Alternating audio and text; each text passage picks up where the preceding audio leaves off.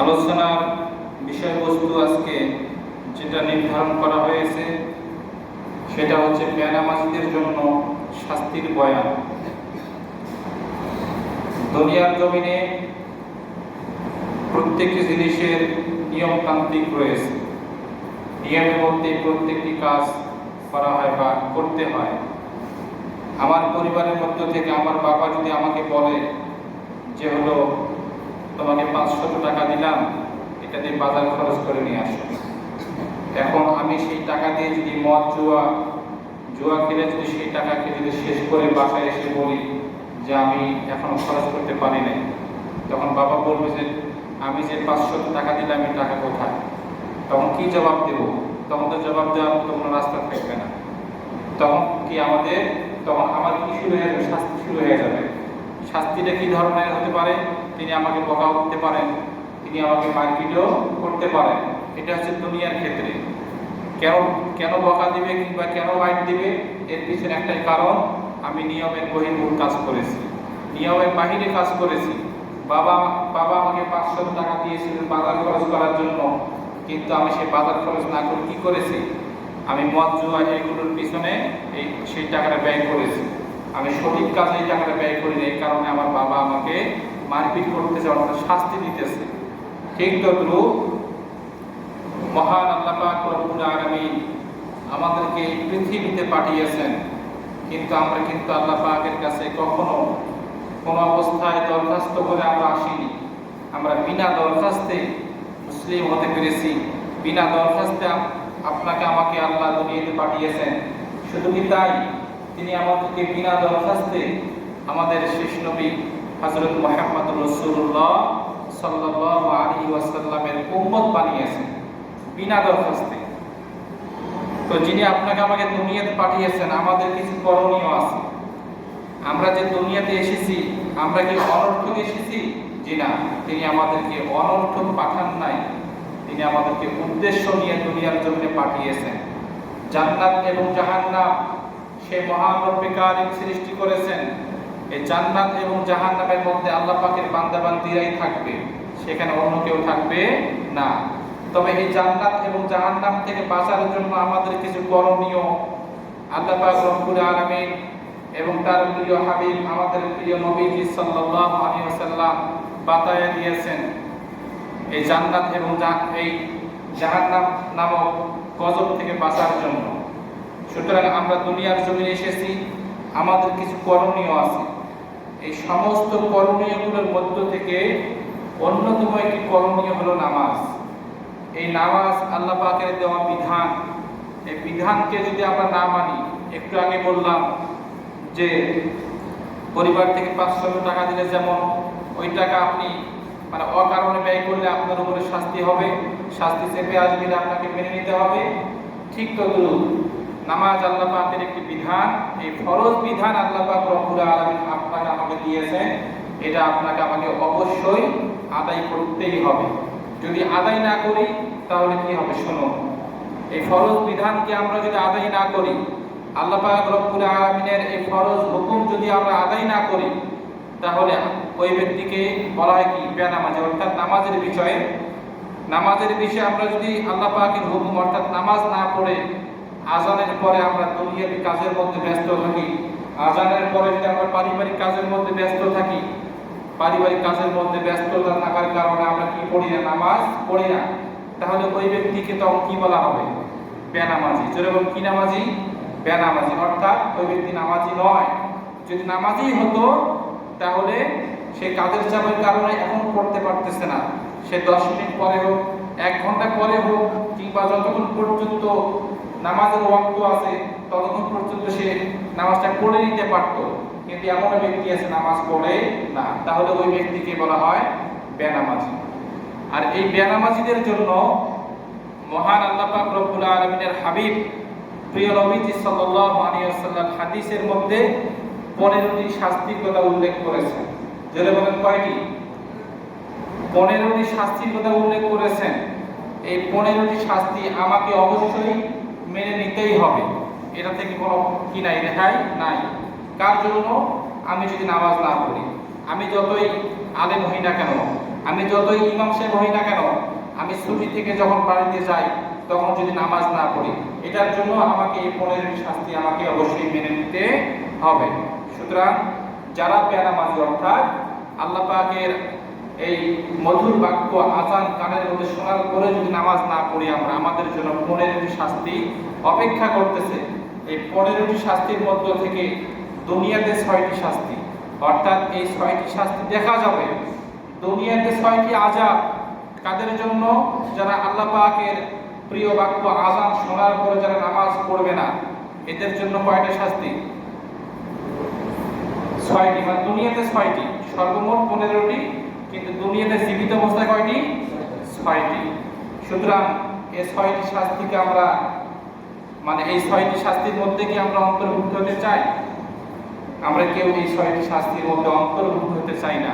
আমরা সকলেই চাই শাস্তি থেকে বাঁচার জন্য, সকলেই চাই জাহান্নাম থেকে বেঁচে জান্নাতের ময়দানে যাওয়ার জন্য, সকলেই চাই সকলেই চাই যে আমার জীবনের গুনাহগুলো যেন মুক্ত হয়ে যায়, আমার জীবনের গুনাহগুলো যেন আল্লাহ পাক রব্বুল আলামিন মাফ করে দেন। এগুলো আমরা সকলেই চাই।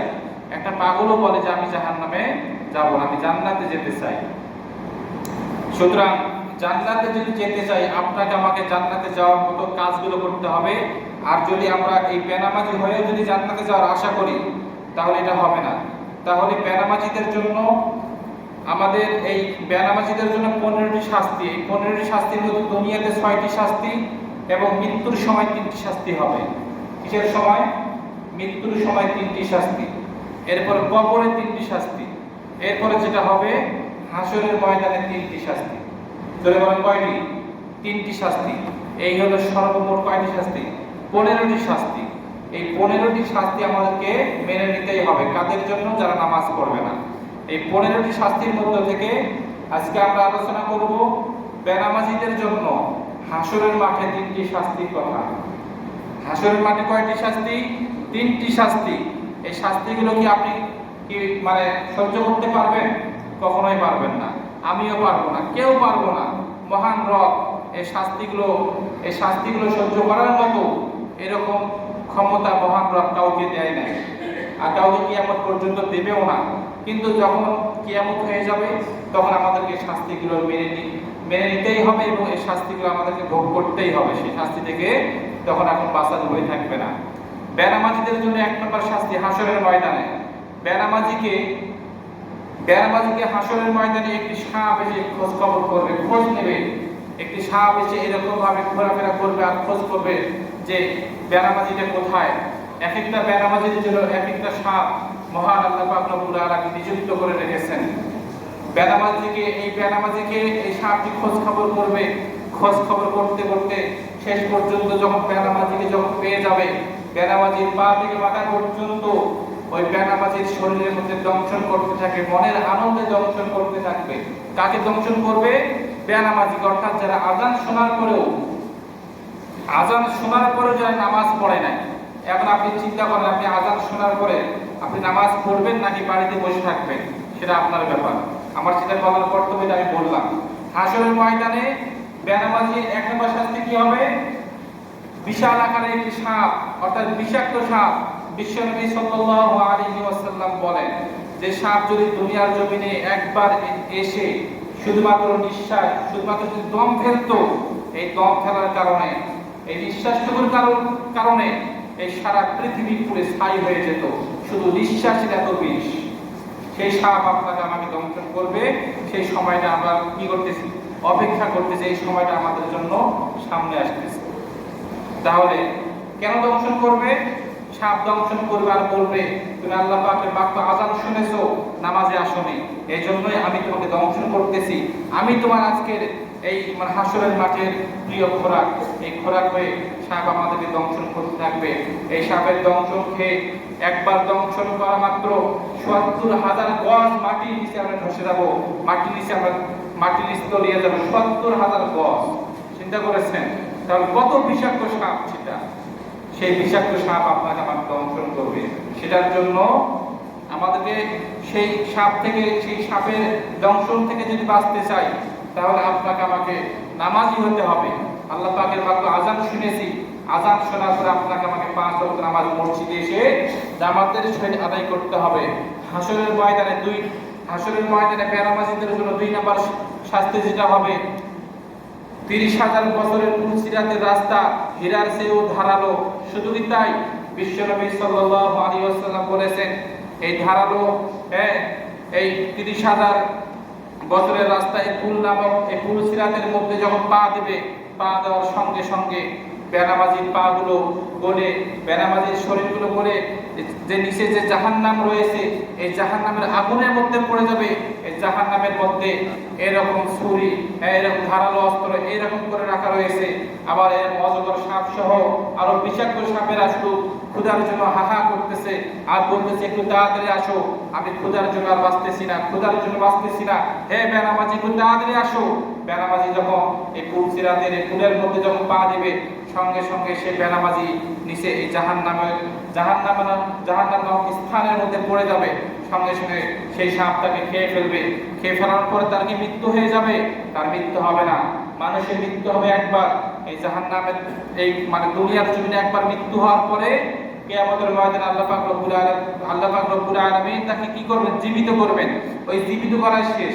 কিয়ামতের ময়দানে আপনার যত প্রকার শাস্তি হোক না কেন, ওই শাস্তিতে কখনো মরণ হবে না। তার জীবনে একটু নিঃশ্বাস থাকবে। এই নিঃশ্বাস থেকে আবার পুনরায় সুস্থ করা হবে, সুস্থ করে আবার সাপের মুখে দেওয়া হবে। শুধু কি তাই, এই ফুলের মধ্যে যখন পা দিবে বেনামাজিরা এই ফুলকে অমাবস্যার রাতের মতো অন্ধকার দেখবে। এই অন্ধকারের কারণে চিল্লাচিল্লি করবে যে রব্বুল আলামিন এই অন্ধকার রাস্তা দিয়ে, এই অন্ধকার পুল দিয়ে আমরা কিভাবে পার হয়ে যাব? আমরা তো রাস্তা দেখতে পাচ্ছি না। আর যারা নামাজি ব্যক্তি, যারা আল্লাহ পাকের বাক্য আযান শুনে যারা মসজিদে নামাজ আদায় করেছে, এরা এই রাস্তাকে একদম দিনের মধ্যে দেখলে যে এরকম উজ্জ্বল দেখা যায়, এরকম উজ্জ্বল বিশিষ্ট রাস্তা দেখবে। এই উজ্জ্বল বিশিষ্ট এরকম পুলসিরাতের পুল দেখে তারা রাস্তা দিয়ে খুব দ্রুত পার হয়ে যাবে। আর যারা বেনামাজিরা কি দেখবে?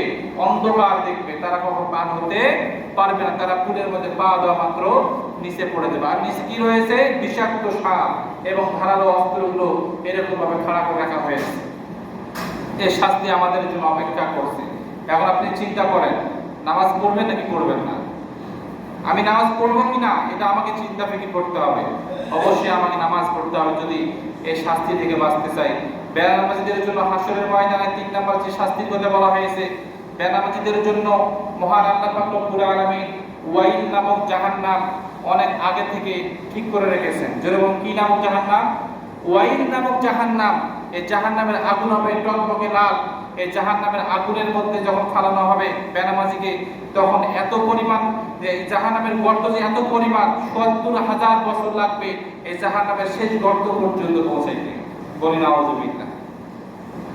তাহলে কত বড় গর্ত, কত গর্ত! এই গর্তের মধ্যে আমাদেরকে অবশ্যই যেতে হবে। কোন সময় যেতে হবে? হাসরের ময়দানে। কোন কারণে? দুনিয়াতে নামাজ না পড়ার কারণে। আজকে দেখুন, এই ফজরের নামাজে মানুষ নাই, জোহরের নামাজে মানুষ নাই। এতগুলো মানুষ আমরা কোথায় থাকি ভাই? আজান কি আমাদের কানের মধ্যে যায় না? অবশ্যই আমাদের কানের মধ্যে আজান পৌঁছায়। আজান পৌঁছানোর পরে যদি আমরা নামাজ না পড়ি, তাহলে তো আমাদেরকে এই শাস্তিগুলো অবশ্যই মেনে নিতে হবে। শুধু কি তাই, এই বেনামাজিকে আল্লাহ পাক রব্বুল আলামিন হাসরের ময়দানে জিজ্ঞাসা করবেন, হে বান্দা তুমি কেন নামাজ পড়ো নাই? সঙ্গে সঙ্গে বান্দা বলবে, রব্বুল আলামিন দুনিয়াতে আমার অনেক সন্তান ছিল, দুনিয়াতে আমার অনেক ছেলে মেয়ে ছিল, দুনিয়াতে আমি বিভিন্ন ব্যস্ততার কারণে নামাজ পড়তে পারি নাই। আমার পারিবারিক কাজের চাপ ছিল, আমি রাষ্ট্রীয় কাজে ব্যস্ত ছিলাম, আমি বিভিন্ন কাজে ব্যস্ত ছিলাম, এজন্য আমি নামাজ পড়তে পারি নাই রব্বুল আলামিন। সঙ্গে সঙ্গে আল্লাহ পাক রব্বুল আলামিন হযরত সুলাইমান আলাইহিস সালাতু ওয়াস সালামকে হাজির করবেন। সুলাইমানকে বলা হবে, সুলাইমানের সামনে বান্দাকে বলা হবে, বান্দা দেখো এই সুলাইমান সারা বিশ্বের রাজত্ব পাওয়ার পরেও কোনোদিন এক ওয়াক্ত নামাজ কাজা করেন নাই। সুতরাং তুমি কি সুলাইমানের থেকেও কি তুমি কি বেশি ব্যস্ত ছিলা? জি না, তুমি সুলাইমানের থেকে বেশি ব্যস্ত নও। এই সুলাইমান সারা বিশ্বের রাজত্ব পাওয়ার পরেও 5 ওয়াক্ত নামাজ জামাতবদ্ধ আদায় করেছেন। সুতরাং ও আমার ফেরেশতারা, তোমরা কোথায়? আমার এই বান্দা মিথ্যা অভিযোগ পেশ করছে, আমার এই বান্দাকে তোমরা জাহান্নামের আগুনের মধ্যে নিক্ষেপ করো। তাহলে দেখুন, দুনিয়ার জমিনে আমরা মিথ্যা বলতেছি, আবার কিয়ামতের ময়দানে মিথ্যা বলার জন্য কি করব? চেষ্টা করব। সেখানেও বলা হবে আমি বিভিন্ন ব্যস্ততার কারণে কি পড়তে পারি নাই, নামাজ পড়তে পারি নাই।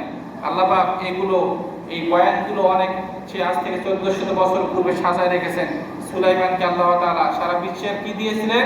রাজত্ব দিয়েছিলেন। সে এত পরিমাণে ব্যস্ত ছিল, কিন্তু তার কানের মধ্যে আজান যাওয়া মাত্রই সে মসজিদে হাজির, তার সমস্ত কাজ বন্ধ। এই সুলাইমানের আদর্শ আমাদের লালন করতে হবে। সুলাইমান যে আদর্শ, সুলাইমান আলাইহিস সালাতু ওয়াস সালাম যে বিশ্বনবীর আদর্শ ধারণ করেছিলেন বুকের মধ্যে, এই আদর্শ আমাদেরকে ধারণ করতে হবে, এই আদর্শ অনুযায়ী চলতে হবে। সে অনেক ব্যস্ত থাকার পরে যদি মসজিদে এসে নামাজ আদায় করতে পারে, আজকে আমরা সেই সুলাইমানের থেকে বেশি ব্যস্ত নয়, আমরা সুলাইমান আলাইহিস সালাতু ওয়াস সালামের থেকে বেশি ব্যস্ততা আমাদের নাই। সুতরাং আমরা পারিবারিক কাজগুলো আমরা যতই করি না কেন, প্রত্যেকেই যখন আজান হয়ে যাবে সঙ্গে সঙ্গে মসজিদে এসে আমরা নামাজ আদায় করব। নামাজ আদায় করতে কয় মিনিট সময় লাগে ভাই? 25 মিনিট 30 মিনিট সময় লাগে। এই 30 মিনিট সময় আল্লাহর দেওয়া জান, আল্লাহর দেওয়া মাল, আল্লাহর দেওয়া সময়, এগুলোকে আল্লাহর কাছে ব্যয় করবেন। এটা তো আমাদের, এটা হচ্ছে বান্দাদের জন্য কর্তব্য। আপনাকে ধরে 1 ঘন্টা সময় দেওয়া লাগতেছে না, আপনি আপনার পারিবারিক কাজগুলো যে করতেছেন এগুলোর মধ্যে থেকে 1 ঘন্টা অথবা 30 মিনিট 35 মিনিট সময় আপনি আল্লাহর জন্য একটু বের করে নেবেন, যে আমি যখন নামাজ পড়বো 30 মিনিট সময়। 30 মিনিট সময় তো নামাজ পড়তে লাগে না, আমরা যত তাড়াতাড়ি নামাজ পড়ি, হ্যাঁ তবুও বললাম আর 30 মিনিট, এটা আমরা এই সময়টুকু আমরা আল্লাহর জন্য বের করে নেব। আসরের নামাজের জন্য 15 মিনিট বের করে নেব, ঈশার নামাজের জন্য 30 মিনিট বের করে নেব। এরকম ভাবে আমরা একটা সূচি তৈরি করে নেব, নামাজের সময়সূচি। যদিও বা আমাদের এখানে সময়সূচি আছে, সুতরাং আপনারা আপনাদের পারিবারিক কাজগুলোর পাশাপাশি অবশ্যই নামাজ পড়বেন, কেননা নামাজ না পড়লে আপনার আমার জন্য এই ভয়ঙ্কর শাস্তিগুলো অপেক্ষা করছে। সুতরাং এই শাস্তিগুলো থেকে যদি বাঁচতে চাই, আমাদের প্রত্যেকে 5 ওয়াক্ত নামাজ পড়তে হবে। মহান রব্বুল আলামিন আমাদের সকলকে 5 ওয়াক্ত নামাজের প্রতি পাবন্দী হওয়ার তৌফিক দান করুন, সকলে পড়ি আমিন। আমরা কি 5 ওয়াক্ত নামাজ পড়তে রাজি আছি তো? 5 ওয়াক্ত নামাজ পড়বেন কি? আল্লাহকে সাক্ষী রেখে বলেন তো দেখি। আপনি যদি শোনেন, আপনি যদি আজকে মারা যান, আপনার হিসাব আজ থেকে শুরু হবে। কবরের মধ্যে কি, কবর থেকে 40 কদম যখন আমরা যখন দূরে আসবো, তখন সেখানে মুনকার নাকির এসে আপনাকে কবরের প্রশ্নগুলো করবে কিনা বলেন। আপনি যদি নামাজ পড়ে থাকেন, যদি আপনি সঠিক পথে চলে থাকেন, যদি আপনি ঈমানদার হয়ে থাকেন, তাহলে আপনার কপাল ভালো এবং আপনি সেই কবরের প্রশ্নের উত্তরগুলো সঠিকভাবে দিতে পারবেন। আর যদি দিতে না পারেন, তাহলে আপনার জন্য অনেক একটি ভয়ঙ্কর সময় আরো সামনে কি করতেছে, অপেক্ষা করতেছে। সুতরাং যদি আমরা ফজরের সময় নামাজ পড়ি, দুঃখ লাগে যে 3-4 জন মিলে নামাজ পড়ি, এমন সময় গেছে 1 জন, ঠিক আছে? আমরা এরকম কেন? আমাদের কানের মধ্যে কি আজান যায় না ভাই? বলেন। আপনাদের পায়ে হাত রেখে বলি, আমি আপনাদের ইমাম হয়ে আপনাদেরকে অনুরোধ করে বলি, আল্লাহ তাআলা বলেন যে তোমরা নিজে জাহান্নাম থেকে বাঁচো এবং অপরকে জাহান্নাম থেকে বাঁচাও, নিজের আহালকে জাহান্নাম থেকে বাঁচাও, নিজের আত্মীয় স্বজনকে জাহান্নাম থেকে বাঁচাও। আমি নিজেও জাহান্নাম থেকে বাঁচতেছি এবং আপনাদেরকে বাঁচানোর জন্য কি করতেছি, চেষ্টা করতেছি। কেননা জাহান্নাম থেকে বাঁচানোর জন্য কি পথ অবলম্বন করতে হবে এটা আমি জানি, এবং আপনাকে আমি জানিয়ে দিলাম নামাজ পড়বেন যদি জাহান্নাম থেকে বাঁচতে চান। সুতরাং আজকে আমরা এখানে যারা এসেছি, ইতিপূর্বে আপনি নামাজ কাজা করেছেন, এর জন্য মহান রবের কাছে আপনি অন্তঃস্থল থেকে খাঁটি তওবা করে ক্ষমা চাবেন। রব্বুল আলামিন আর জীবনে নামাজ কাজা করবো না, আজকে এই জুম্মা থেকে নামাজ শুরু করলাম, আর জীবনে নামাজ কাজা করবো না, 5 ওয়াক্ত নামাজ পড়বো। যেখানে সময় হয়, বাজারে গিয়েছি, বাজারে আজান হয়েছে, সময় হয়েছে, বাজারে নামাজ পড়বেন। মাঠে গিয়েছেন, মসজিদে আসতে মধ্যে জামাত শেষ হয়ে যাবে, ওখানে নামাজ পড়ে নেবেন। তবুও নামাজ কখনো ছাড়বেন না। মহান আল্লাহ রব্বুল আলামিন সবাইকে 5 ওয়াক্ত নামাজ হিসেবে কবুল করুন, সকলে পড়ে আমিন।